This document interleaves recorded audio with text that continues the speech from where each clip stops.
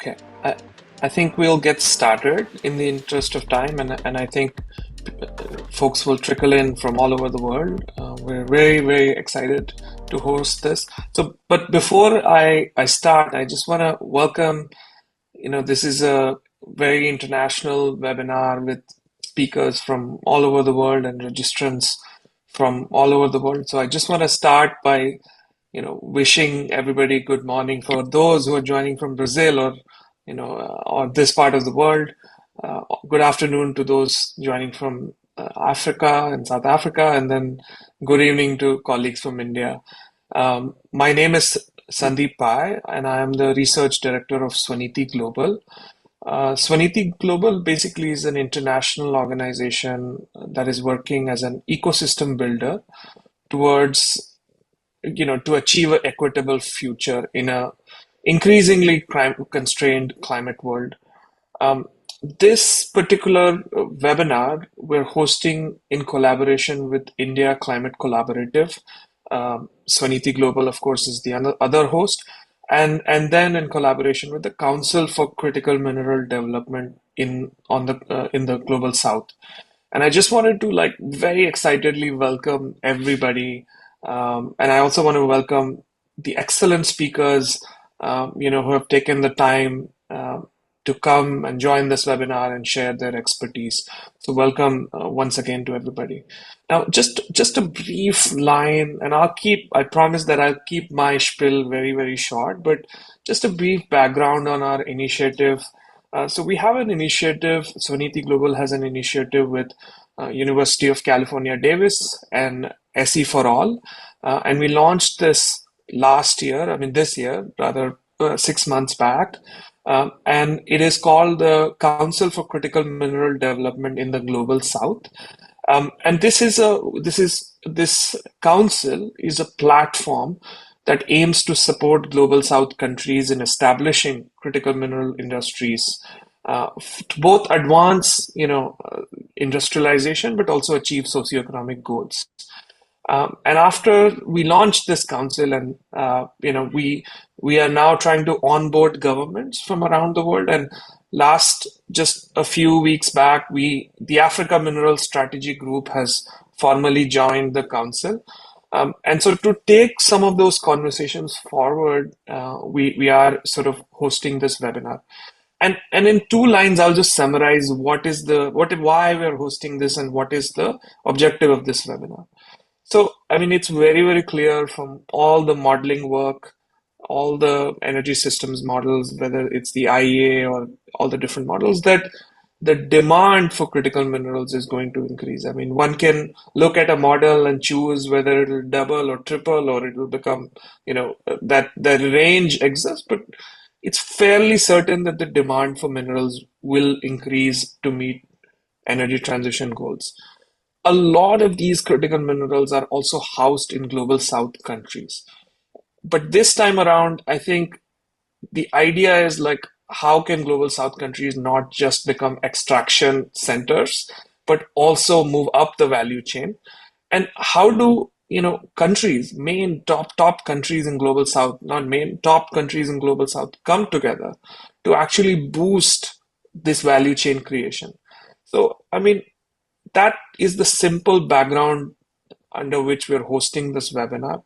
And I'm actually thrilled to have three excellent speakers who my colleague Chinmay will introduce, from Brazil, South Africa, and India, to share, what are those value chain opportunities in the extraction, processing, beneficiation space, and broadly, how can global South countries come together so then in the race for critical minerals, they're not just become extraction centers, but move beyond extraction. And this will ultimately help the countries create more jobs. It'll boost socioeconomics of the countries. So that's the background. I will stop here, but I just want to welcome everybody. And please write to us if you're interested in, collaborating with us.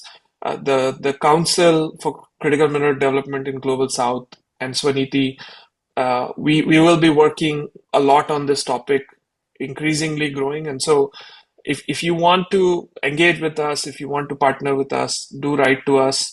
And with that, I just want to welcome everybody once again and hand over to my colleague Chinmay, who will take over and host this excellent panel.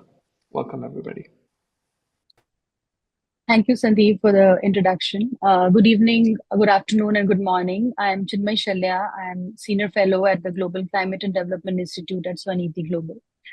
And it's a privilege to moderate this discussion. You know, we are also close to the Conference of Parties, COP29, next month, and COP28 actually called it the beginning of the end of the fossil fuel era. So we all know that there is the need to decarbonize, and it's been officially articulated as well.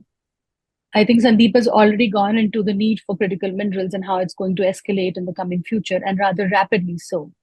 To me, I feel this is both a huge opportunity and caution for global South countries. I say caution because these have been traditionally extractive economies so far and have also faced the resource curse. An opportunity because development of these minerals in a fair and equitable manner with local beneficiation and value chain development can really boost the economies and jobs tremendously there. It's also an ambition that most of the governments, actually from Africa, from India, from Brazil, have articulated very, very well on the global platforms that they do not want to be just the extractive economies. Our panel today it brings together experts who represent industry, climate and transition solution think tanks, and investment specialists. So I'm going to take a moment to introduce our expert panel to you all. I'd start in alphabetical order with Mr. Anthony Dane. He's the founding partner at Southern Transitions. It's a climate and transition think tank working to advance just transition in the global South. They're based out of South Africa. They focus on economic opportunities for systems and support transition. Mr. Anthony is an economist by training. He's also an expert on just energy transition, climate change, and also heavily focusing on critical minerals development within these contexts. Welcome, Mr. Dane. Next is Mr. Júlio Nery. He is the Director of Sustainability and Regulatory Affairs of IBRAM, which is the Brazilian Mining Chamber. IBRAM is a private non-profit organization. They represent the Brazilian mining sector with over 160 members. Mr. Nery Ferreira's work at IBRAM focuses on sustainability policy and regulatory affairs in the Brazilian mining sector. And he also chairs the Brazilian Commission of Resources and Reserves, among other roles. Then we have Mr. Romil Ravi. He is the Associate Vice President of Invest India. It is a non-profit venture under the Department of Industrial Policy and Promotion, Ministry of Commerce and Industry of Government of India. It supports prospective international and domestic investors. Mr. Ravi's portfolio within the agency also focuses on several areas and most relevantly on metals and mining, and now expanding to critical minerals as India also starts focusing heavily on it. So welcome all of you all. I am going to open this discussion with a brief context from each of you, maybe starting with Mr. Dane to look at South Africa first. We know that South Africa is in the process of developing critical minerals policy, and which is soon to be finalized now. There has been also a lot of articulation in terms of, Africa being very specific about what critical minerals should be, and that they must be defined not just in terms of what's important to them, but also what they would be supplying to the rest of the world. So just to briefly tell us about what are the key considerations for South Africa critical mineral policy are likely to be, according to you? Yeah, thanks very much. I maybe we'll just also touch on Africa more broadly to a degree, because I think South Africa's positioning South Africa will take on the G20 presidency next year, and there is this question of how can it also be an African G20 presidency, and so thinking about what the priorities could be and what would be of interest to Africa more broadly, and so critical minerals also then comes to the table, and the African Union is also developing a green minerals strategy, and there is some level of kind of consensus around critical minerals and around this question that Sandeep was articulating, or this objective of, this time must be different and it must translate into sustainable development. So but I think for South Africa, South Africa is it is relevant at a global level in terms of particularly manganese. With 36% of manganese ore mining coming from the country, PGMs 57%, but 89% of reserves, chrome 44%. It is relevant at that global level. In Africa there are the DRC, Morocco, Guinea, Gabon, Mozambique. They play a strong role maybe in one commodity, and then we have a lot of countries for whom critical minerals may be important, but they're not relevant at that global level. So really there is this question around how to potentially pool power to collaborate, and translate that into sort of benefit for the continent.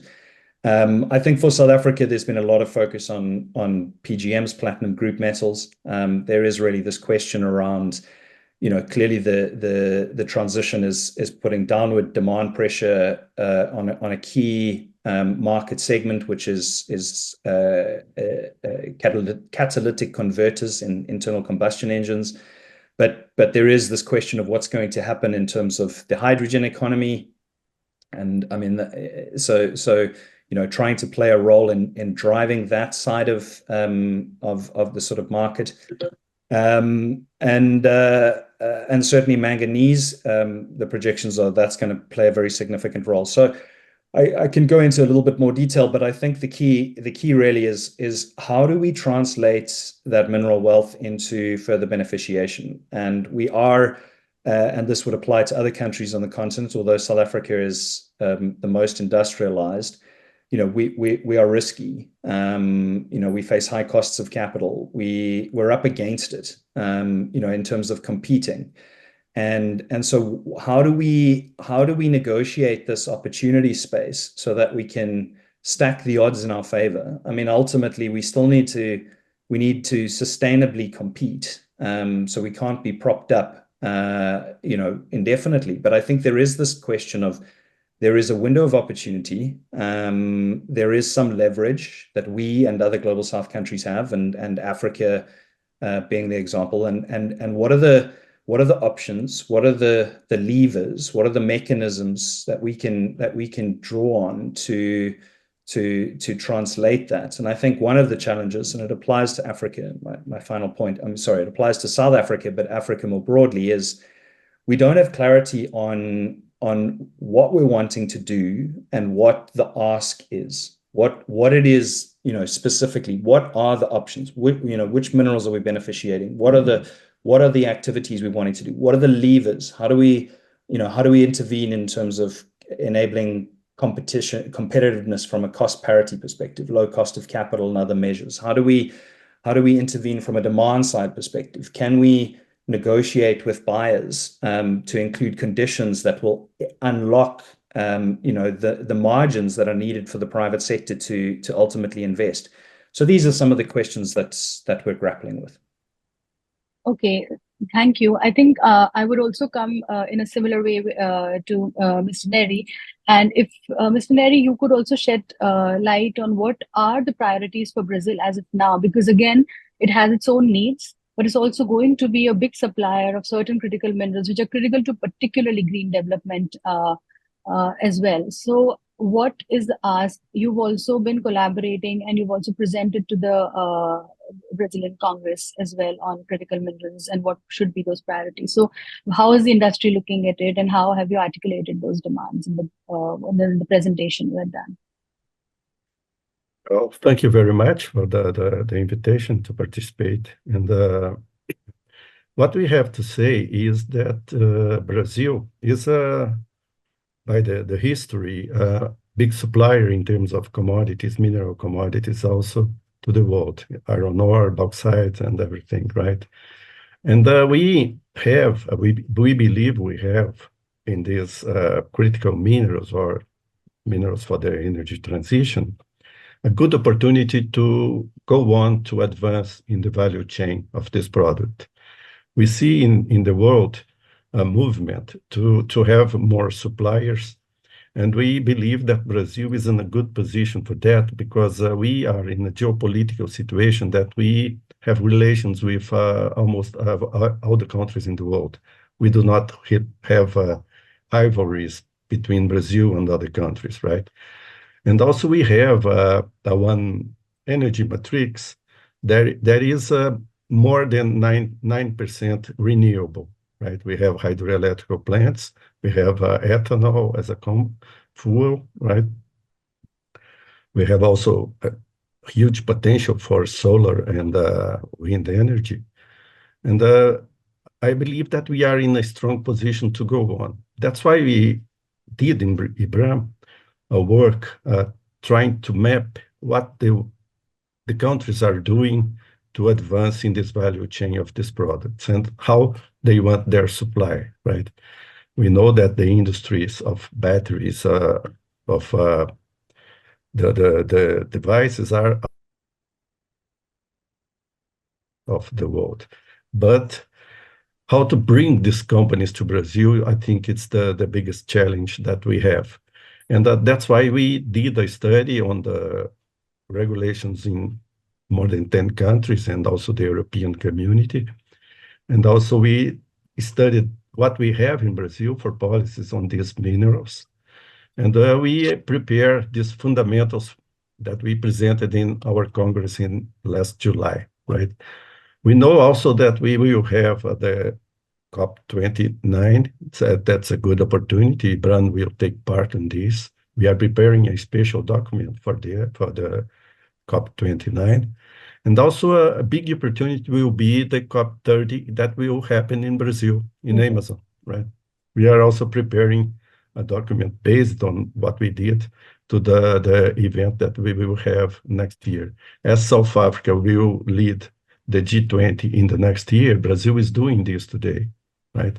So I think we have to take this opportunity and not let this window close and then advance in the value chain. Yeah. That we have a window, we have an open window, and we have to take this opportunity and not let this pass without improving. Right.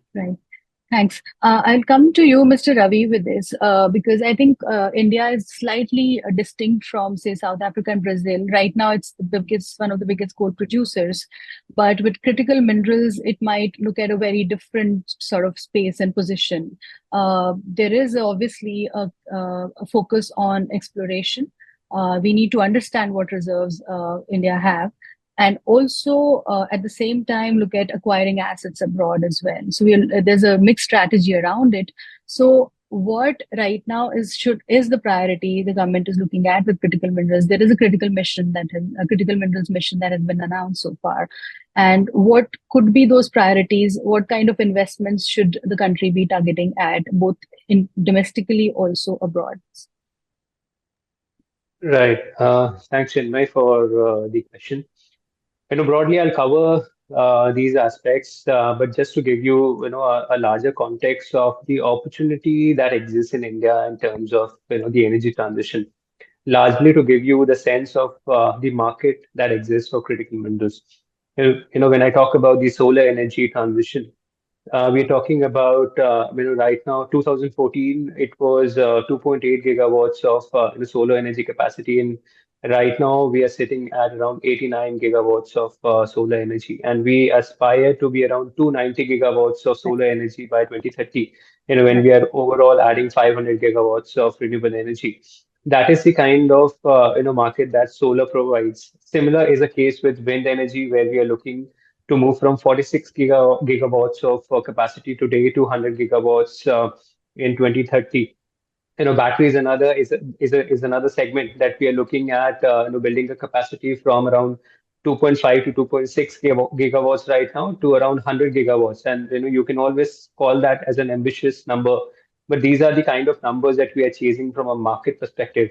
All these opportunities in the energy transition would require a large amount of critical minerals, and to name a few, these would be aluminium, copper, chromium, the rare earth elements, especially going into the wind energy, permanent magnets and other such opportunities, so on and so forth. So from a market perspective, India is very well positioned to draw a lot of investments.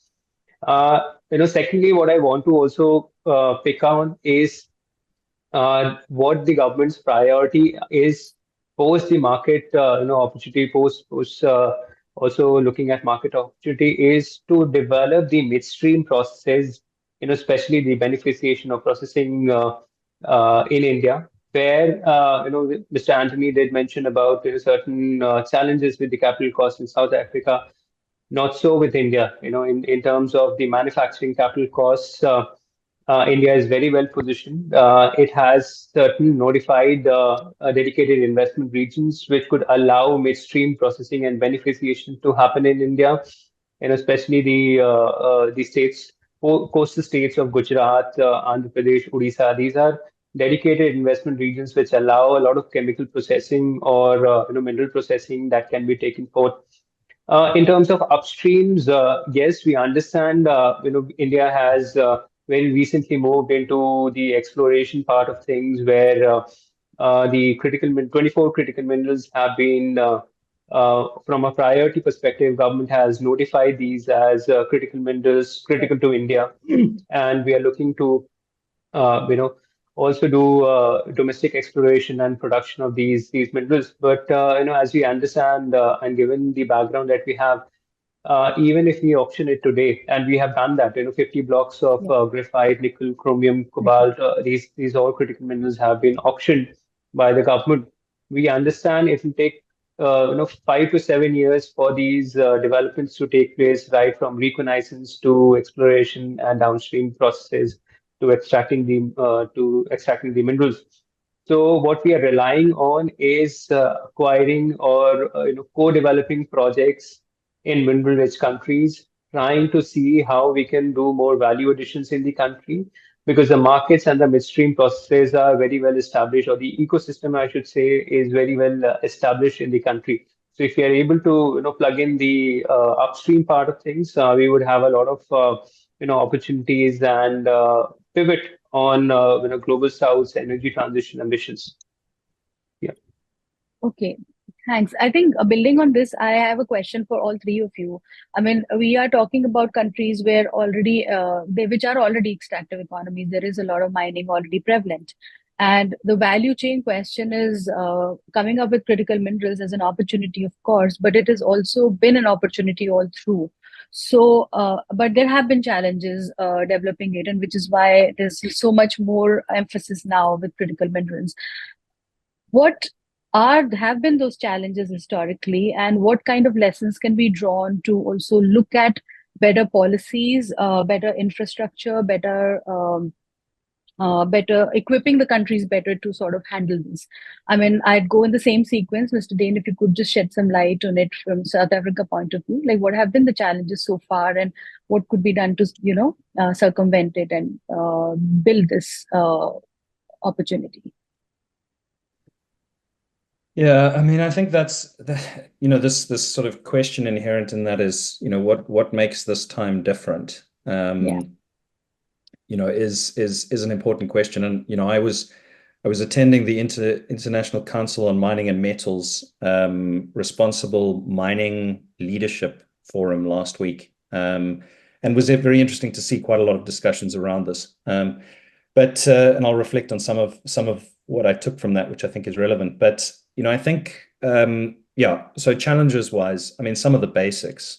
South Africa, for example, if we look at infrastructure, reliable power, reliable transport infrastructure. I mean, those two. South Africa is, for the moment, has made some good progress in terms of managing the electricity supply challenges, but I mean that was crippling, and really is not doesn't do the country any help in terms of attracting investment. The transport side, I mean, our road, I mean, our rail and port infrastructure is a significant constraint. So there needs to be that investment in infrastructure, but that is possible. I mean, we've seen that with Indonesia. We've seen if you can make these things happen, it's not necessarily easy, but I do think that there are ways around that. I think for me, when we've been grappling with this question of how can this time be different, again at this conference, some South American colleagues were kind of highlighting that this is almost the last chance to develop. It's got that flavor sometimes in terms of how people talk about it, and there are some things that are different. I mean, I think that there is this sense that the just transition is a requirement in order for the world to meet the Paris goals or our climate goals, and we won't without some level of equity, and we won't without some sharing of the benefits, the upside of this transition, and critical minerals is actually a space where that could potentially translate. So I think there is a bargaining power that we wouldn't have had, previously. And unlike some of the other value chains, where it's very difficult to compete against, I'm thinking from a South African perspective against, China, the US, the Inflation Reduction Act, critical minerals. We know, unlike hydrogen, where there's questions around the demand side, we know that there's demand. We know there's a market. It's growing, as Sandeep was highlighting. And to the extent that we can come together and cooperate, we could certainly pull power. Now, that is a huge challenge. Obviously, Africa is not a country, and it's very, very challenging. But I think there are opportunities, and I think that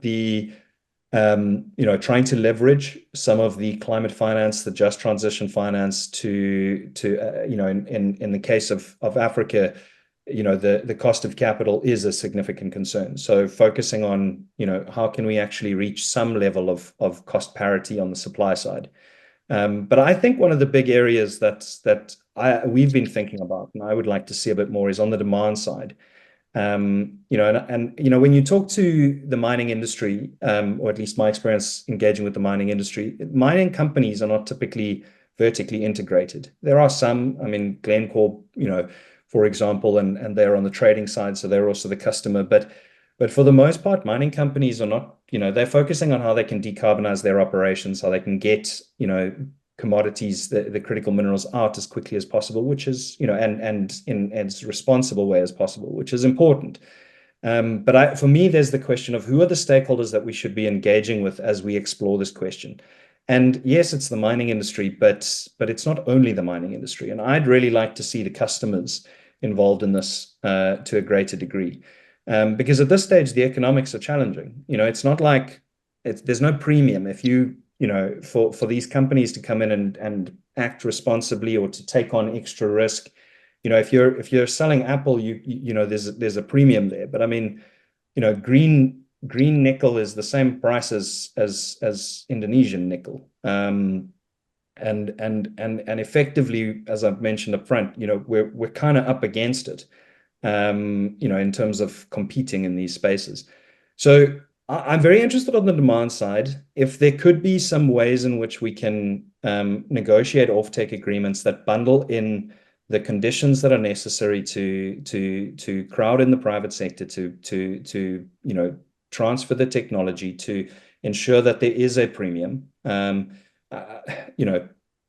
I know that that's a difficult thing to ask, but at the same time, there is all this talk of climate finance. There is talk of money needing to flow, and this could be a way in which it stimulates. And the other thing I would be interested to sort of explore here is I think a demand side intervention also supports cooperation more than a supply side. In that, on the supply side, you may find a bit of a race to the bottom where it's, you're not facing the same conditions in this country, and so that's where you focus. But on the demand side, if you're in with a program that is viable, then I think that more countries would kind of come together around that.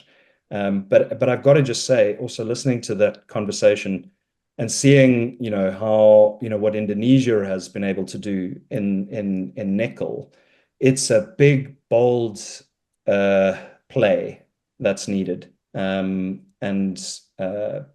I do think there's a significant opportunity, and I think if we can channel some funds, some of the climate finance, if we can get the demand side customers to come to the party and align incentives on that front, then I think that will contribute.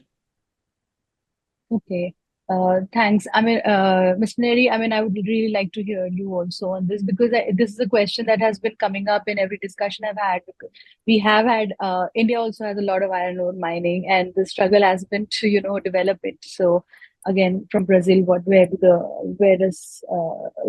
how did it not work, and what needs to work now, and how do you think it can work? Well, hearing what Anthony said, that we think that we are in a quite similar situation in Brazil, right? We have problems in infrastructure, right? We have problems with the capital market. We have problems in the regulations and so on. So that's the main reason that we did this huge work in the fundamentals for the critical minerals in Brazil, right? We know that we have this opportunity, and I agree that it's a great opportunity that we cannot lose. But we need in Brazil many things. That we start by the policies, right? We have ministers that have different policies for these critical minerals. And one of the suggestions is we have to aggregate, we have to unify the regulations for these minerals, and also try to make a better incentives for the industry to come to Brazil, right?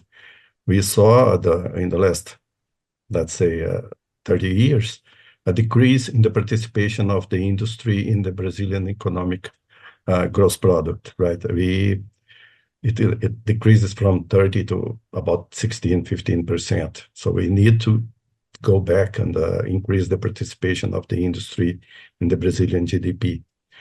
And to do so, we need this regulation. We need to have a stability on the rules. We need to have a stability on the tariffs, on the tax that we have to pay. And also improvements on the energy, for example, right? We produce a lot of bauxite. We export this bauxite, but there is a lot of times that we do not have any smelter of aluminum coming to Brazil, because mainly to the cost of energy in Brazil, right? We have to improve this. We have good sources, but we need to improve, to have more hydroelectric plants to supply a reliable and cheap energy for this kind of industry.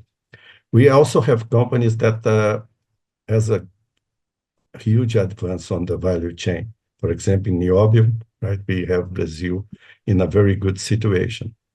But we need to improve mainly in these new minerals that we are now starting to explore. For example, the rare earths and also the lithium, right? We saw in the last year, not only in the last year, but also in this year, a huge variation on the price of lithium. There was lots of projects coming to Brazil, but now they are not so, let's say, prone to make good investments because of the price of lithium. And we, in the rare earths, we have the mines, we have the deposits, but we started the production of the second mine in Brazil in the rare earths only 6 months ago, right? And they produce the concentrate and export. We need to advance in this value chain. And I agree with Anthony, it's not only the mining sector that has to do it, right? We have to attract the industrial companies to come and have customers for this product. Otherwise, we will not advance, right? That's why we prepared this document, and we are also working on this. For example, tomorrow I will have a meeting in the Brazilian capital market, the company that makes the capital market in Brazil, B3. And because of, you see that the main capital for the exploration in Brazil comes from Australia and Canada, right? The TSX and the ASX. And we need to develop this source of capital for the exploration in Brazil, because this is one kind of work that needs an investment that share the risk with the customer and also the shareholders, right? And that's why we are discussing this a lot in the capital market to have this kind of market in Brazil. We also have, in the last month, a good news from the Brazilian Bank of Development that they put a fund to invest in mining. And we need to work with them to have this fund available for the companies, right? We will meet them also tomorrow to talk about this also. So we need improvements on the infrastructure. We need improvements on the regulations in Brazil in order to attract more industries to come and also to help on the advance on this value chain. Okay, coming to you, Romil, on this now, and I think there are a couple of themes which are emerging around it. There's one is finance, of course, this technology, and then there is the cost of energy in these countries, because that has been one big challenge as well. We're looking at energy security, we're looking at development of energy, but to achieve that, the countries do need some sort of stable and most cost-effective energy systems to promote investment. So where do you see, what are the challenges in India in this context do you see, and is there anything more? Surely, broadly what Anthony and Nery brought out. I mean, these are challenges that the mining industry in India also face. And especially if I were to kind of reiterate what Anthony initially said, that market has to respond, and that's where we also, when we interacted with the industry, we found out that they did not see the business case development, Yeah. which would drive a lot of the value chain for them, and therefore the critical minerals demand. So that was something that, from a market perspective, missing even in India. Of course, also want to highlight that in the last 10, 15 years, things have improved, especially from a market perspective. There's a demand certainty. The government comes out with, targets for the market, and there are production-linked incentives for, suppose PV module systems being developed in the country, or for that matter, electrolyzer manufacturing for green hydrogen. So these are some of the incentives or the infrastructure, the capital support that the government is giving at the market side of things.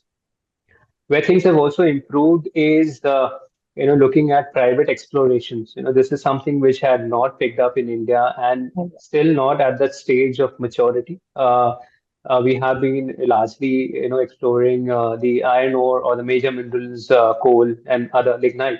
But when it comes to critical minerals, these are minerals which are deep seated, or usually through mined through underground mining techniques. So which requires heavy capital expenditure in terms of the exploration process. And that's where we learn from what Canada and Australia do in terms of getting the junior mining companies working really well in these countries. Their request was to get a lot of information and data, where our government also worked around, and now we have the national geoscience data repository, which allows and has democratized data availability for the preliminary study of these mineral blocks, especially the critical mineral blocks in the country, which would aid. I'm not saying that the junior mining companies have come after this particular access, but this would be perhaps lay the foundations where we start talking to the junior mining companies all across, trying to understand they'd be more willing to come to India to do the exploration process, because the larger ones, I mean, they would not never take the higher risk proposition ventures in the which is required in the reconnaissance and exploration process. What the government has also done to address this challenge is cover 50% of the project cost of exploration of the junior mining companies or the private exploration companies. You would have to appreciate that if you cover the risks of the junior mining companies, they would be more keen to get to the upstream processes all across. And this is now led to 22 of the private exploration companies to get notified by Ministry of Mines, and then they are in different stages of project development in India. But things to say, of course, when we see things on ground, it'll reflect more. But that's also, one way where challenges are being addressed in the upstream part of it. As Mr. Nery mentioned about the midstreams and especially the processes like smelting of aluminium, copper, these are very energy intensive or water intensive processes. And 5 years, I mean, back we did not have the kind of renewable energy capacity to be able to run those smelting or refining processes. What we have currently, I mean, even that may not be sufficient to have smelting facilities or refining facilities. And what we were doing then was, using fossil fuels to basically, refine aluminium and copper and then do energy and use them for energy transitions. I mean, that is very counterintuitive to the overall objective of, achieving energy transitions. What we have kind of now looked at and trying to address is how can renewable energy be available for smelting facilities or refining facilities so that aluminium smelting, and India is also rich in bauxite reserves and has around 4 million tons of smelting capacity. How do we develop that using the renewable energy available for these midstream processes? That's how we're trying to address those aspects in the value chain and make more beneficial for the Okay. across the value chain. How do we build the business cases for companies to come in and work around? Okay, I think that does shed some light on this big question, because this is something which needs addressing. Because, and I think when we develop these systems, our traditional mining, the minerals that we've been traditionally mining, can also benefit from it in a way. I think we have very little time left, but there are just a couple of questions that I would want to touch upon. One is the exploration part, which has come up again and again. And so that is very, very important. That's important in all three countries' contexts in different ways. Brazil, there are a lot of minerals which fall under the Amazon forest area as well. In India also, there are similar situations. You have a lot of minerals logged into, Schedule 5 districts, which have a lot of indigenous population and forest cover. So how would the countries look at addressing these challenges, firstly? Secondly, also, what is the investment looking like for exploration right now? Like, is there a lot of interest by investors to come in, or the companies to come in for exploration as well?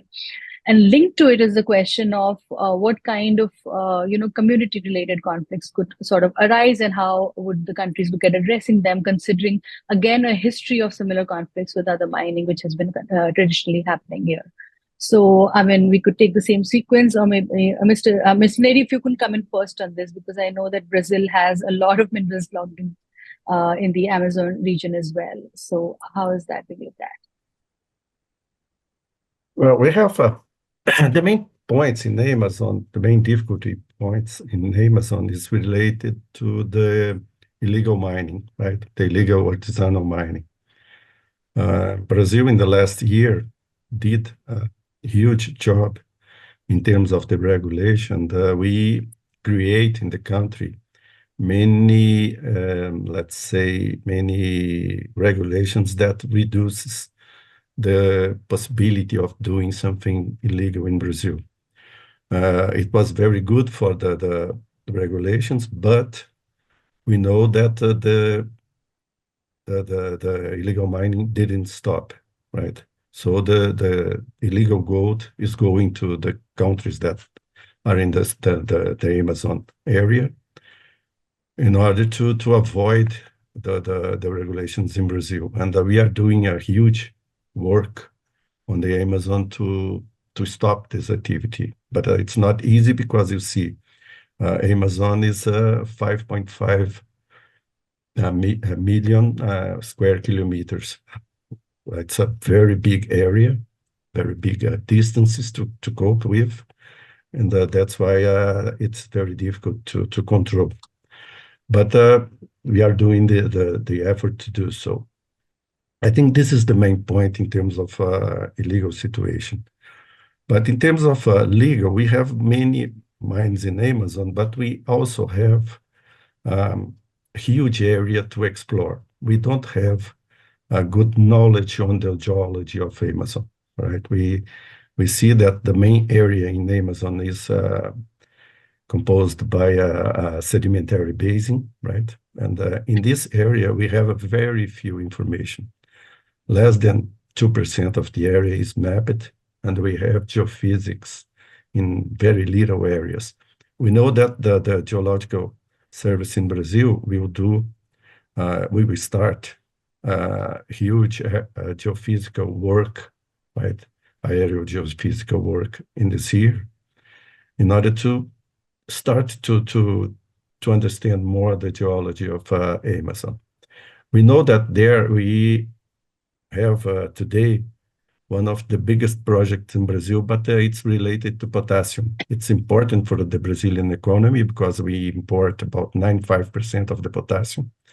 And it is fundamental for the agricultural business in Brazil. And it is the main point for the Brazilian trade, the agricultural business in Brazil. But we also have other areas outside Amazon that are developing, like, for example, in Minas Gerais, the valley of Jequitinhonha, the Jequitinhonha Valley, where we are looking for lithium, and also rare earths in Minas Gerais, right? This is areas that we are also exploring.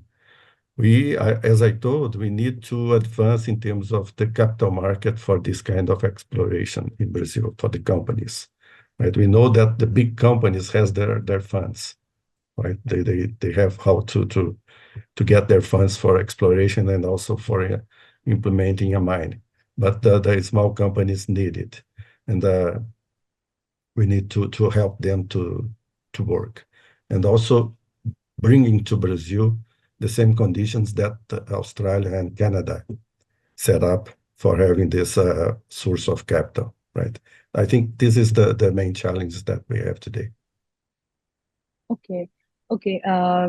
Mr. Ravi, if you want to go on with it, because there are a lot of minerals, and again, there's, I think, a lithium mine in Korba, which is again Schedule 5. There's already coal mining existing there. And there are rare earths in, say, regions of iron ore regions in particular. So, Chinmay, this is a very close to my heart question because I'm part of, I belong to a region which is quite mineral rich in India, the iron ore belt in the eastern part of the country, the Chotanagpur Plateau. And I have seen things, and I'll not just quote, the government policies. I'll tell you, comment on what really exists on ground as well, and how things are improving as well, and especially in terms of when you are exploring mineral reserves in these forest-rich places where it is inhabited by people around. They get affected, and the earlier systems of either resettling them or providing them economic activity wasn't enough, and that led to a lot of extremism in these regions, which we've experienced in the country. And as very very popularly, you would see that people are more concerned about extremism within the territorial boundaries of the country than by terrorism from outside. So that's something, is where mining activities have been the core of all discussions around it. And what the government has effectively done is, created district mineral development funds, which would get royalty proceeds or certain other proceeds from mining activity, very localized in particular districts. And the district administration has been given the authority or the freedom to pick up projects which they feel are, the best need for the people there, whether it be in terms of providing water facilities to them, or in terms of providing economic activity, or in terms of educations. So these are very, decentralized projects that the district administration can take without taking, too much uh, directions from the provincial government or from the federal government that exists in India. That has led to a lot of these, expedited projects, which lead to, more economic benefits reaching to the people directly affected by the mining activity. The other thing that the government is also building up on is these sustainable mining practices. Whichever company, whichever developer gets into mining activity, they have to present a sustainable mining plan. And of course, I Yeah. can understand, and you can question me that these are just plans on books. But that's how we trying to then once you have it in the books is when you can monitor the violations. So that's something that on ground people have the responsibility of building up and ensuring that exploitation does not happen in the wake of mining activity, carrying out the mining activity for the country. These are some aspects which are covered. And you brought out very interestingly lithium mines. These critical minerals have been now. I mean, it's a core responsibility of the central or the federal government here. The critical minerals, I mean, the other minerals, the major minerals, are under the responsibility or the ambit of the provincial government, which is the state government. So central government, by far has been better in terms of implementing a lot of, the frameworks, responsible mining frameworks, whether it be that or in terms of implementing socio-economic development projects at the district level. So that's how, when you talk about the critical minerals and how we are looking to then, further explore these minerals in India, they'd be better governed in terms of providing or reaching out to the directly affected people and providing them the socio-economic benefits out of that mining activity. Okay, that's helpful. I mean, yeah, I know. I mean, we've also discussed DMF funds and how these can always help at the local level. But also taking ahead this question with you, Mr. Dane, on how does this work, particularly when there's an overlap with indigenous lands or protected forests in these countries? Does that affect investments in any way for bringing in investments? How do investors also perceive it? If you could just tell us more about that.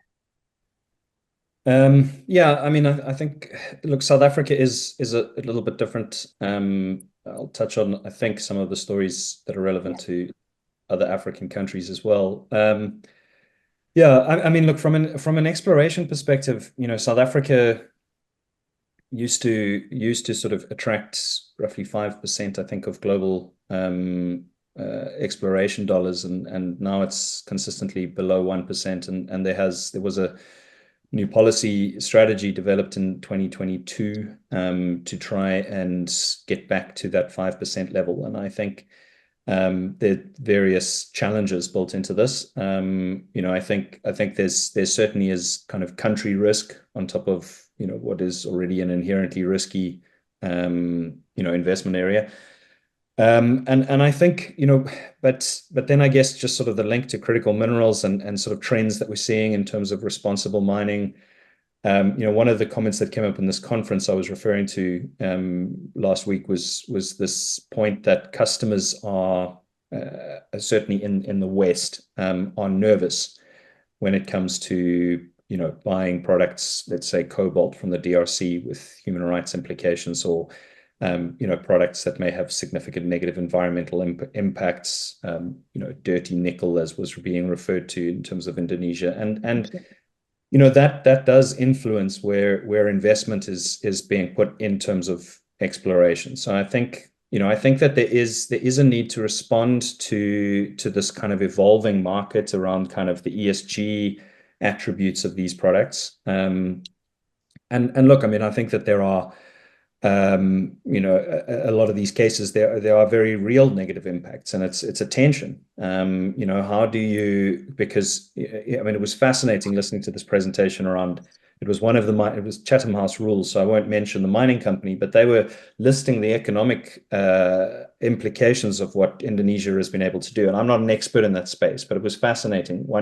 I don't know the source of the stat, but something that was whipped out was, over the last 5 years, poverty has decreased by, I think it was the last 5 years, something like 22%. Well, I don't know the metric, I don't know the source, but I mean, these things are huge, and then against, at the same time, big investments in coal and other environmental implications and social as well. So it is difficult, and the theme of that conference was tension. How do you bring in, for example, consent and veto for indigenous communities. And I was pleased to see that the mining industry, certainly in terms of those that are positioning themselves as being leaders in terms of responsible mining, that for them it's not the policy, it's not the legislation in country, it's taking positions that ensure that indigenous communities have free and informed consent and the right to veto. But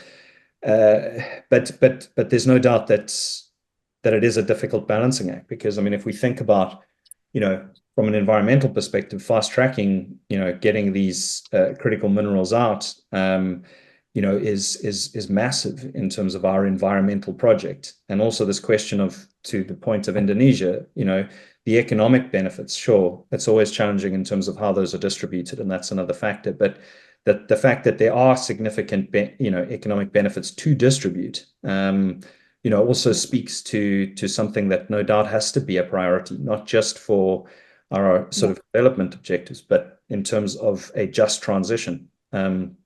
So yeah, sorry, I've put a few different things into that, but I think there are lots of fascinating tensions that are embedded in your question. Okay, I think we are nearly on time now with this session, but one quick question, and then we have just a couple of questions from our audience as well. So I'll request for 5 minutes overtime if that's okay with all of you. Yeah. If I were to ask, like, we are also talking about a global South collaboration and sort of global South, consensus building on critical minerals. So if you could just broadly tell us, like, each of you, like 2 or 3 key areas where that collaboration could actually work between global South countries in prioritization of what their global agenda should be around critical minerals, for instance, and or any kind of exchange of sorts for financing or technology. If you could just share some of your ideas around it, and or is that collaboration even needed for that matter? Like, how could they collaborate better, or do they collaborate at all or not? So again, if Dane, you could start with it, and then we can quickly Mr. Nery and Mr. Ravi around it. Yeah, I'll try and be brief, because I also mentioned one example earlier in terms of the sort of cooperation around these kind of demand side measures. But just to reiterate, and I think that collective bargaining, pooling of power, and the market point that has been discussed also by Romil is not only from the supply side but also from the demand side. There's need for collaboration. And so I think if we explore it in terms of that ecosystem more broadly than just on the supply side, I think that's an important lens. I think the demand side, coming together around the demand side sort of measures and a collective ask. Key here is aligning incentives. And just one example, South Africa, certain countries are well positioned and have power at in the market globally, but there are many that don't. And I think that it's about identifying in different critical minerals or value chains, those who are in the global South that are worth kind of trying to bring together around a global South commodity level program to pull that power. And I just by way of example, it's not critical mineral related, but Eritrea, Sierra Leone, and Guinea are the top 3 most it is critical minerals, sorry, the top 3 most critical mineral or export dependent countries globally, but they have very little power. So cooperation is not what the global North or the world will sort of see as necessary to achieve Paris, but for these countries, it's critical. Excuse the word. It's hugely important. Please come in, Mr. Nery. Well, I agree with Anthony that says that I think part of what we can do in terms of cooperation between the global South, I think the techniques is the most important today, right? In the demand side, we agree that we have a little power to influence the global market, but we can share experience and try to avoid a competition that could harm us, right? In the global south, we are competitor in some cases, right? For example, the iron ore industry, we see that in Africa, we start the Simandou project. And I worked in the iron ore industry for about 30 years, right? So I lived in this world for a while. But there is a very little cooperation between countries on this supply side, right? And I think it is one thing that we can improve. The cooperation in terms of exchange of technology, the cooperation in terms of techniques of exploration, I think Africa and Brazil has a very similar geological environments, mainly in the south of Brazil, right? That we can share experiences, right? We know that it can be shared also in other areas, like, for example, the oil industry, because the Brazilian platform is also in the same geology as Africa, right? But I think this is the main issues for cooperation, and not forgetting about the investments, right? How to develop a market for investments in the global south, right? We see that most of the investments come from the industrialized countries, right? Australia is in the south, but it belongs mainly to the industrialized countries. Then South Africa, Brazil, and India has to participate, right? So I think this is the opportunities that we have to cooperate. Right. Mr. Ravi, if you could quickly come in on this. Thanks. I believe, broadly things are covered.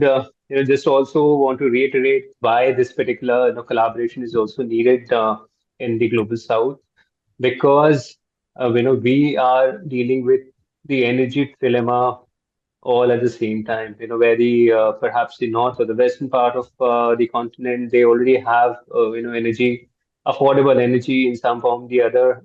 Also, people have access to energy. The global south does not have that. Taking into consideration the kind of population that we're serving, and also address sustainability. When you talk about access, affordability, and sustainability, we are addressing, at least the global south is addressing all three dimensions of a triangle, the dilemma, Right. at this point in time. So that's where a collaboration is needed. Most of the collaboration that Mr. Anthony and Mr. Nery mentioned, I would agree with that. Along with that, I believe there's a huge opportunity for integration of certain value chains. We have our own strengths. When you talk about certain reserves, of course, we have a few countries who are holding those mineral reserves. When it comes to certain technologies, there are certain countries which have access to those technologies. And when it comes to Right. providing the ecosystem and the market, certain countries like India which have the comparative advantage. So if you're trying to build and collaborate on all these aspects, and trying to leverage the best of all the like-minded countries, we would be in a very good position to collaborate and bring about synergy, and that's where we'd be able to set the agenda better of the global south, whether be any global platform on with participation even from the western part of the continent. So that's where I feel there's a huge scope for collaboration in the global south, and we would be more than keen to work across with like-minded countries and see how we can further integrate. Thanks. Okay, great. Thank you so much. We do have a few questions, but they're going to open very immense topics of discussion again. I mean, that's again on what like circularity, and around also looking at what kind of approaches globally in other countries, South Africa, Brazil would be following. So to our audience, we will share these questions with our three experts and have them answered, if that's okay, because we've already shot ahead of time. So I'd like to, on behalf of Swaniti and on behalf of our collaborators, ICC and the Council for Global South, Critical Minerals Development in the Global South. I'd like to thank all three of you for making this time. And for our audience who've been part of this discussion and contributed with their questions and with their time to this. We would keep in touch. We'll share the proceedings of this meeting with everyone, and also take this discussion ahead through our research as well as through more convenings going ahead on this. And any further questions that any of you might have, please write to us. The details are already given on the invites that have been shared with you. And thanks a lot to everyone. Have a good day and a good evening ahead. Thank you. Thank you. Bye-bye. Bye.